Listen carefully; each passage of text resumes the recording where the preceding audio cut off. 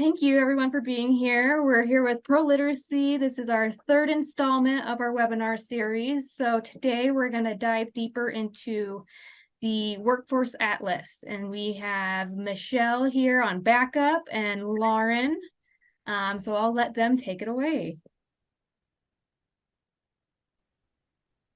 All right, thank you. So let me just pull up my PowerPoint. All right. So can everyone hear me okay? Yes. All right. So I'll just introduce myself. I'm Lauren Ostowski. I'm a senior project manager at ProLiteracy. One of the projects that I'm in charge of now is Workforce Atlas. So I'm going to go through some slides with you so you can see different pieces, and then I'll show you the actual website a little bit too, and I'm happy to answer questions. So if you've got questions, just jump on in and let me share my presentation. See if the right thing comes up.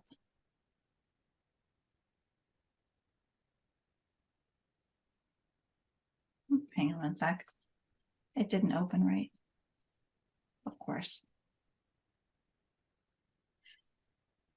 It's pretty much par for the course for these. Yeah, it's not like I ever use Zoom or anything. So it's always glitchy when you don't need it to be, though. Exactly. All right. So is everyone seeing my PowerPoint full screen? Yes. Awesome. All right. So we're going to go through Workforce Atlas a little bit here.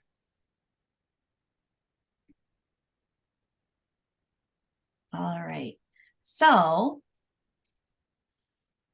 Workforce Atlas is a site that was created back in 2018 or so. So just before I came to ProLiteracy. There's a sign-up page, assessments, all these really incredible tools that students can use to identify careers that might be a good fit for them, and then explore those careers and resources. So when students log in, there are 4 assessments. Okay, so students go to the page, they create an account. One thing to know is they can only do their assessments one time. This is a question we get a lot. Sadly, they can't go back in after they've done some coursework and take their assessments again to get new results.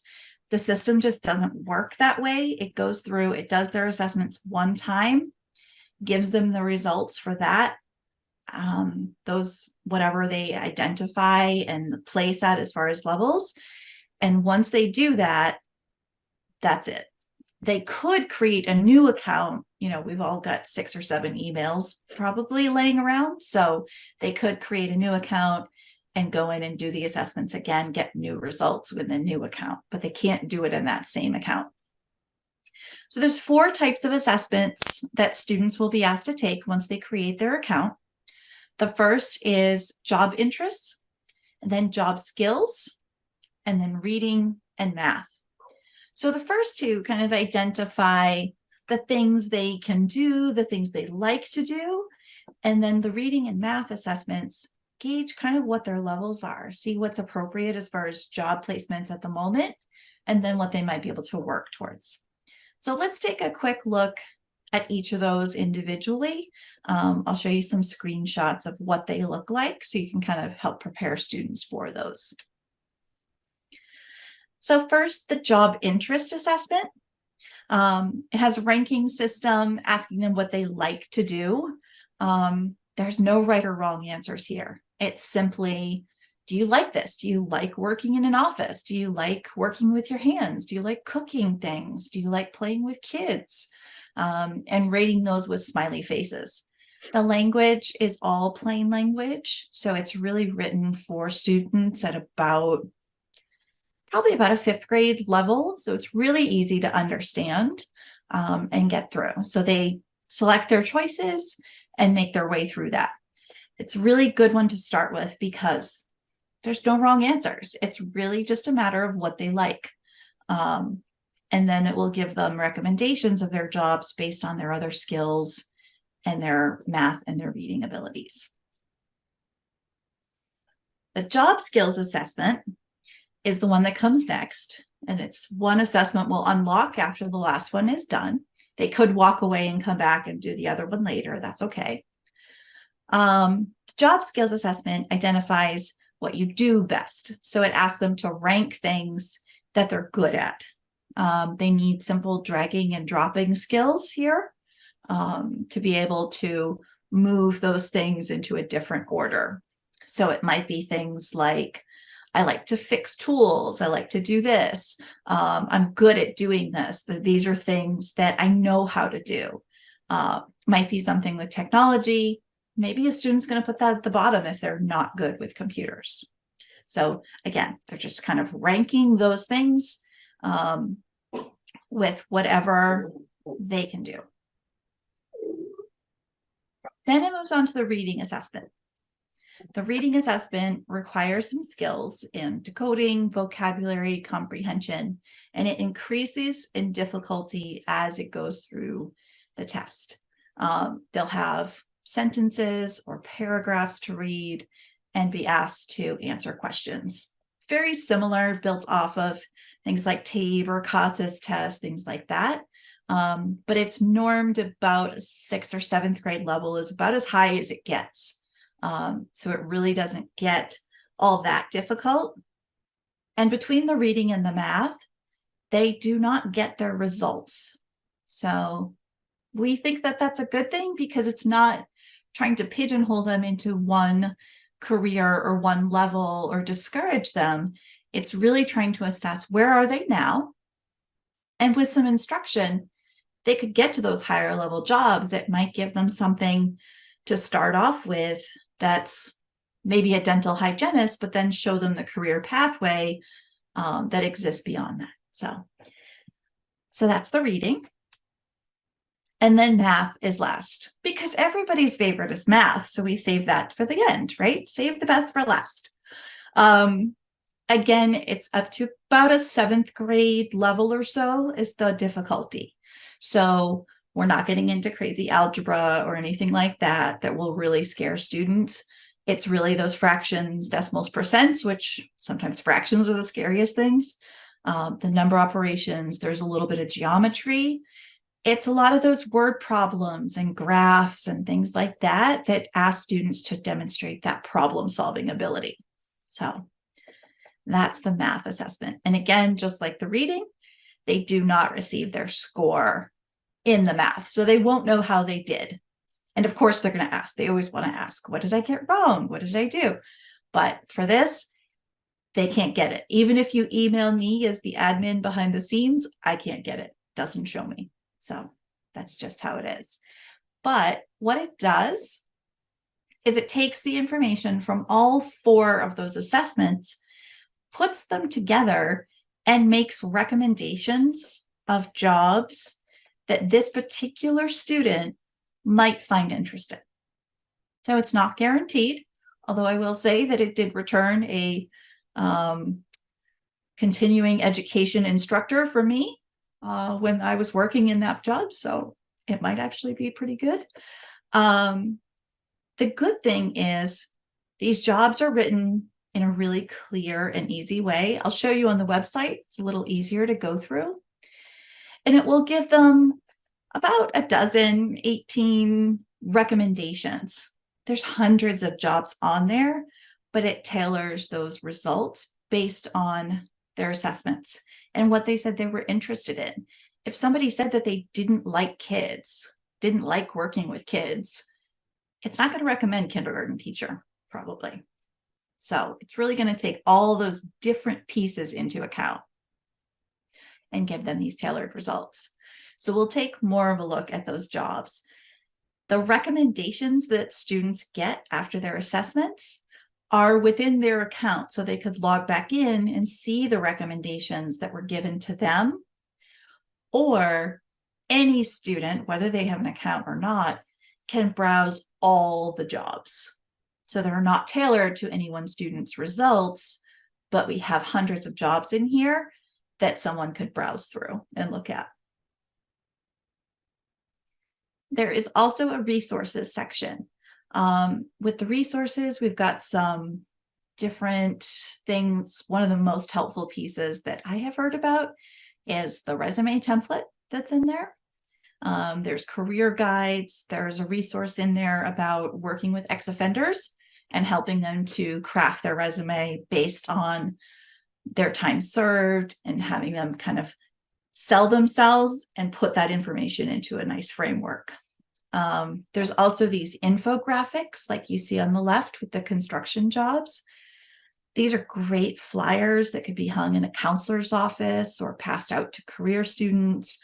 They have a summary of data and jobs about different fields within the construction career cluster. So right now, I think we have 8 on the website, 8 different career clusters. They're with the data from 2021, and we'll be updating those at the end of March when the Department of Labor releases the statistics for 2022. We'll update those infographics and put them on the website. Then students can also search for programs near them. This is linked through the National Literacy Directory. So this may or may not be something, if you're working with students, they should already know where to find you, but they can look up places where they could get services around them. So when this website was first created, we did a pilot project and had different programs use the website with their students and give us some feedback. And so some of the things we learned were that this was a really easy way to incorporate workforce skills. Whether it's a WIOA program or not, workforce skills are really in demand right now, sometimes required. This was a really easy way to incorporate those different pieces without having to reinvent the wheel yourself. And it was really also individually tailored to different students. The resume template was everybody's favorite. That was what we saw time and time again. Everyone put a star next to that they wanted to download that. So you can do that there on the website. It was used for back to work workshops in certain states where they didn't do classes in career planning or career development, but they would have workshops from time to time with students who were in their adult ed programs or students who would come to the center just for those courses, those workshops. And they were easy to just insert this Workforce Atlas program into that. For students who were seeking some self-improvement, it gave them some insight into what might be career options. A lot of times students may not think of things that might be a good fit for them. They don't think of their skills and abilities in conjunction with their interests and what they could actually do to move forward, or what those steps are. They see it maybe as unattainable, whereas this will put it into the bigger picture. Some programs use this as a standalone activity. They had a counselor that the student would come in and see this, and that was it. Or others integrated it into existing workforce curricula. So there's definitely a lot of different ways that it could be used with students. We could use it during an orientation to get a full picture of a student. Sometimes, especially students who are in ABE or HiSET GED classes, they're looking beyond that test. It's not just that test that's the goal, but they're looking towards the future. So sometimes a way to keep them in class is to make this part of the orientation, look towards the future and work on goal setting with them to help keep them in those classes, keep coming. Yes, you want that test, you want to reach this goal, and then you're going to move on, you're going to do this. We're going to work on those as well. It could be used one-on-one, of course. It could be used in class, whether it was each individual student doing their own assessments and then talking about it with the teacher, or just the teacher in the class using some of the resources, starting conversations with some of the jobs and previewing those, which we'll do in a second. And certainly a next step for exiting students that, okay, you've reached this goal of getting your HiSET or GED, what's next? And we could do it there as well, depending on the program. lots of different ways where it could be integrated. So that was a whole lot of information really fast. Does anyone have any questions?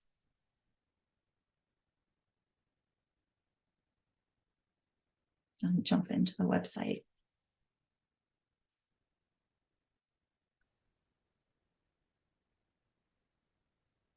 I don't see any puzzled looks or hands raised.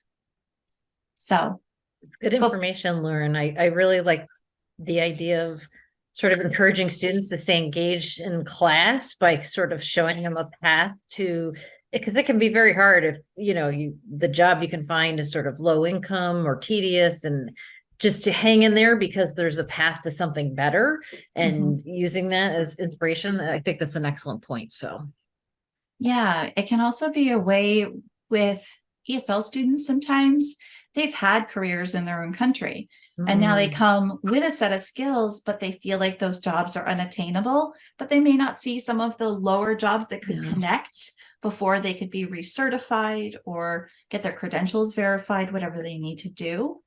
And also for ABE students, a lot of times what we would see in the past is a lot of single moms coming in.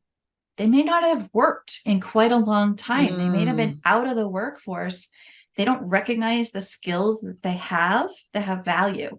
And this is a good way to kind of start that conversation about they're adults. They all have experience. They all have interests. And so how do we put those together to move them forward? Because it's not just about your work experience. You have experience in all areas of your life, and it may or may not have come from work. Could have come from a variety of things. You may have planned your family's budget at home. That gives you some great skills that you could apply to a job.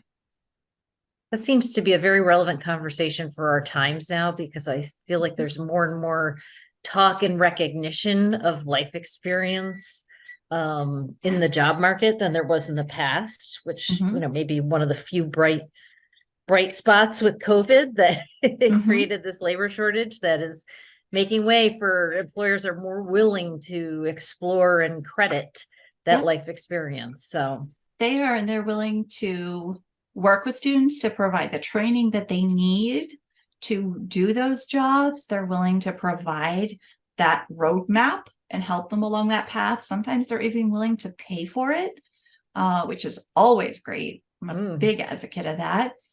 Or there's things like apprenticeships and other opportunities that are becoming more and more.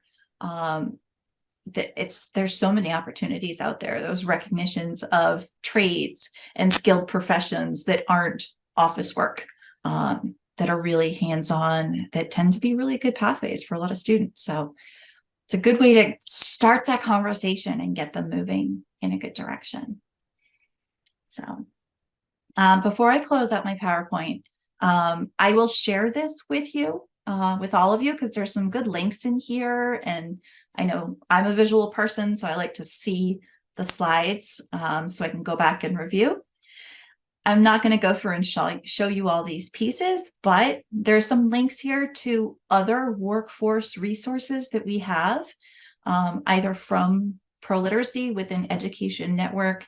There are student workforce preparation classes. They're called Pitney Bowes, but there's a direct link to those resources.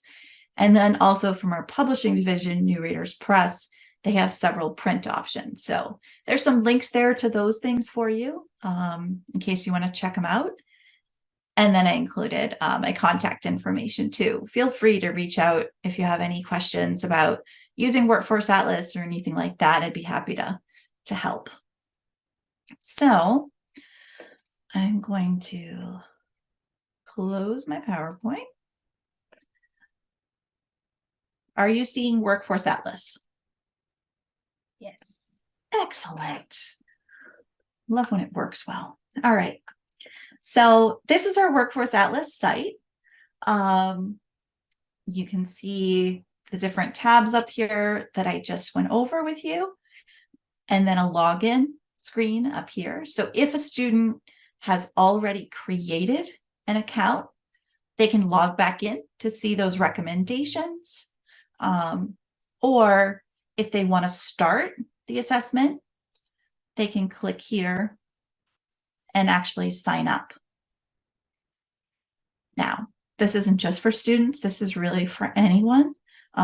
If you want to go through and practice, it's all totally free. There's nothing here that requires any serious personal information other than basic contact information, and certainly no money. So, Would you recommend staff maybe do this and even take some assessments just so they have some familiarity before they recommend it?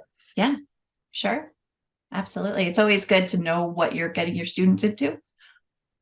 And we've all made that mistake where we've gotten our students into something and realized halfway through it wasn't quite right. So yeah, take a look. You can go through those assessments, see what they're like, see if they're appropriate for your students. You certainly don't want to teach to them beforehand, but just to make sure that it's nothing that's going to frighten your students away.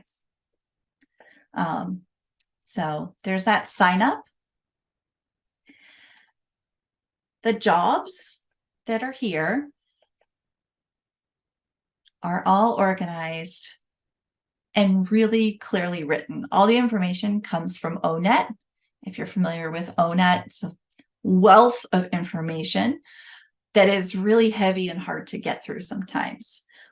But if we look through here, let's see, how about a lodging manager?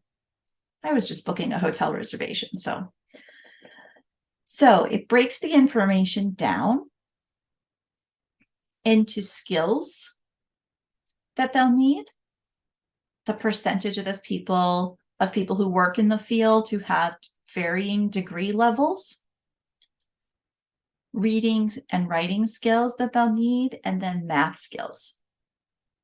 So they can look at this and say, oh, you know what? You just need some basic math. But you really need to be good with people and reading. I like working with people, but I hate math. It terrifies me. Maybe this would be a good fit. They can read more. That's the alternatives. There's the brief descriptions and information. It's all written in plain English, so it's easier to understand than. Has anyone seen ONET and used ONET for courses for students? It's great. There's so much information there, but it's overwhelming. So this is really clear and easy to use. And it starts that conversation with students. That, is this something you're thinking of? Let's take a look. This is something 18% of people did not finish high school. So this is something that maybe somebody could get a job in and then start moving up. They don't necessarily need a degree, and they can see that here. Okay. So as I said, anyone can go in and browse all of these jobs. There's hundreds of jobs in here. It's also searchable. You can search. You can also try different industries if they know, I really like construction. But what are the different options for me within construction? You can look at these different options, could even print them out to compare side by side with a student, or open on different screens, whatever works best. So this is showing us under the jobs, showing us all of the jobs. The recommendations that would appear in a student's account would only be about 15 to 20 or so based on their results, their own personal results. But they could still go and explore all of the jobs just to see kind of what they're like. Questions about those? Okay. Then the resources. Again, this is free to everyone. You don't have to log in to access this. There's the job search help for ex-offenders. It's a good resource. And then our infographics. For example, here's our healthcare infographic, which hopefully will open right there. Are you seeing that? Yeah. So this healthcare infographic, again, data from 2021 that'll be updated at the end of March, tells you the number of people who work in these jobs, the percentage that are currently unemployed, how many hours they work a week, their hourly rate on average. And then it breaks it down with different jobs. What is their hourly rate or annual in this case? Some have hourly, some have annual. That's a great snapshot. Yeah. Yep.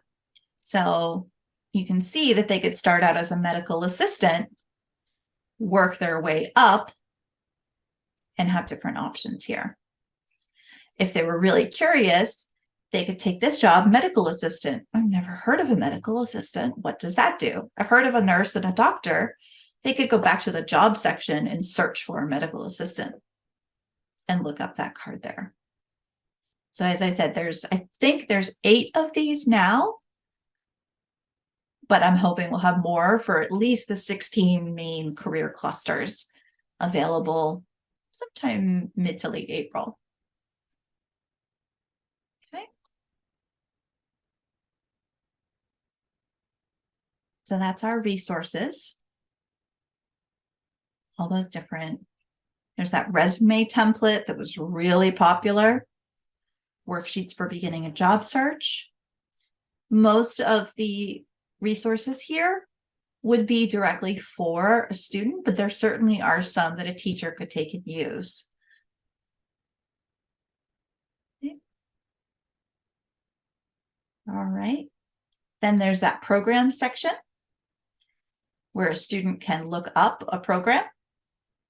So it's pulling from the National Literacy Directory. If your programs are in the National Literacy Directory, they'll show up here. That's all linked. Okay. About just tells them a little about the project, who helped pay for it, and then the contact, where they can always contact us.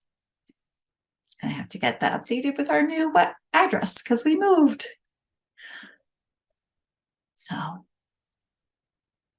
So that is our Workforce Atlas site. That was great. Alex, do you have any questions you think this group might want to know more about? Any thoughts? Not that I can think of. That resume is cool. I like that. It's all about the resume templates. Who Right. doesn't like a good resume template? My Yes. gosh. Seems like they reinvent how you're supposed to frame your resume like every 10 years or so. And so you've got to run out and get the latest template so you know how the heck you're supposed to organize your resume. It's hysterical.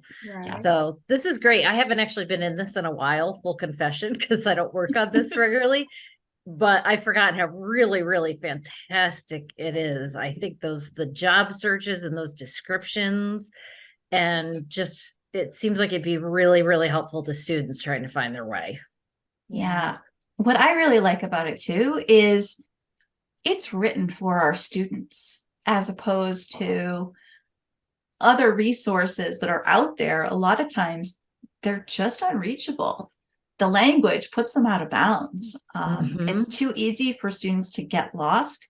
Here, the focus is not on their reading ability, but really the content and what they're able to glean from it.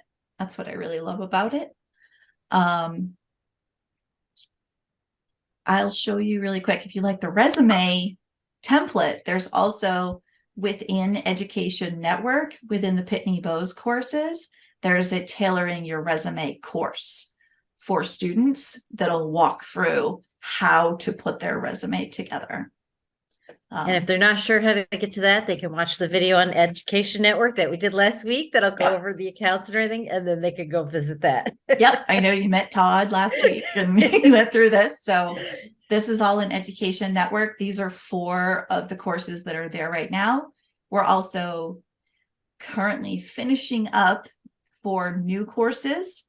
That is searching for, applying for, and interviewing for a job all online. And then a fourth course about basic digital literacy skills that students need at work, whether it's basic spreadsheet skills or documents or PowerPoints, things like that. So those will be up by April 1st.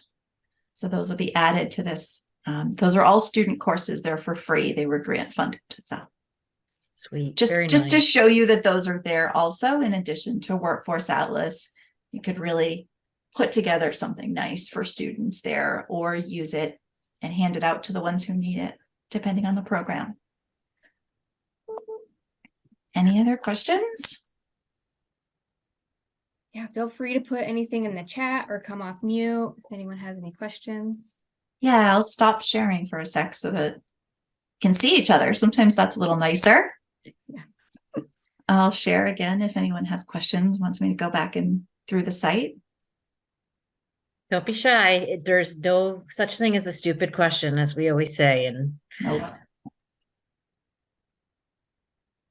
I guarantee you I would have questions about this if I had to use it, since I don't interact with it regularly. So One other thing I'll say about the assessments, it's essentially the same assessment over and over. So you don't want to be giving answers, like printing and figuring it out and giving it to students, because if they do it again, it's the same thing. Yeah. No, it's just the way the site's programmed. That may alternate on the reading and math a little, but I don't think it does. do you think students could use this independently, depending on the instructor can decide if their level is sufficient, they could Mhm. go through it independently versus having some coaching or support? Yep.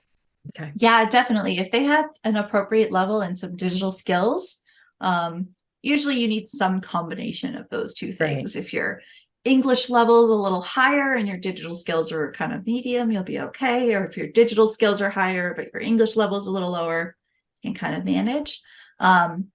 It's pretty easy to navigate. So we tried to keep it really clean and simple.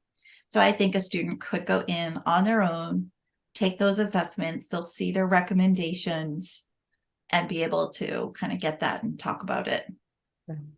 Is there a mobile version? I can't remember. Is it mobile adaptable or no? There's no app, but it is a mobile friendly site.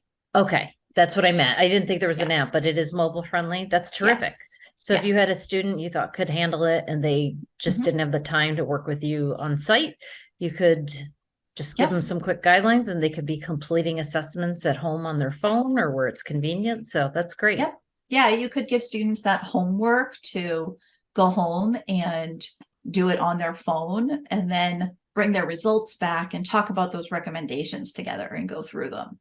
They're not going to be perfect, but it's a place to start the conversation. Right. Sometimes, So it looks like somebody's, oh, I'm sorry, Lauren, I Yep. didn't realize you're fishing. I'm looking, somebody says they're trying to print the informative PDFs, but they're not loading. She was wondering if anybody else was having this issue. Would you mind going back and seeing if you can, I assume she means the infographics, but I could be Yeah. wrong. It could be other resources. Would you mind going back and just seeing if you're able to sort of download? Yep. So that healthcare one loaded, the food service loaded. Okay, that's right. The healthcare one Um, did load. Let me see if, And I think the infographic loaded too. You opened that. yep, it's giving me the option to print and saying it'll do it. Maybe try a different browser. Oh, yep, that could help. Yep, the infographics. Um, I'm gonna just type in about trying a different browser. Or clear your cache. yeah, I got locked out of Education Network yesterday because I had to clear my cache. So it certainly happens. Yes, I've had to clear my cache a few times too. That's definitely strange that it won't even load the document. I'm going to put my email into the chat. So obviously we don't want you to restart your computer now because we want you to stay here and chat with us. Yes, we're But if you try to load those later after restarting and it still doesn't work, shoot me an email and I can help you a little more, or I can send you the infographics as well. You might just not have enough resources with the Zoom running, and it really just might be a resource issue. Could But be. I'm not a computer expert, so I don't want to get too far in the field about Yeah. suggesting what it might be, but it could be that. So, But they are opening, so mhm. yeah. Okay. So give that a try later and definitely send me an email if that doesn't work, and I'll help you out or email them to you. Okay. Yeah, those Anybody else? infographics are my favorite. I love those. They're fantastic. Yeah, if I was a counselor, I'd have those wallpapered on my office. Yeah, seriously. Yep. I think Yeah. they're fantastic too. They look really nice, and But they're very informative very quickly. It's yeah, a lot of information packed in there. So Yep. any Right, other anybody questions? else?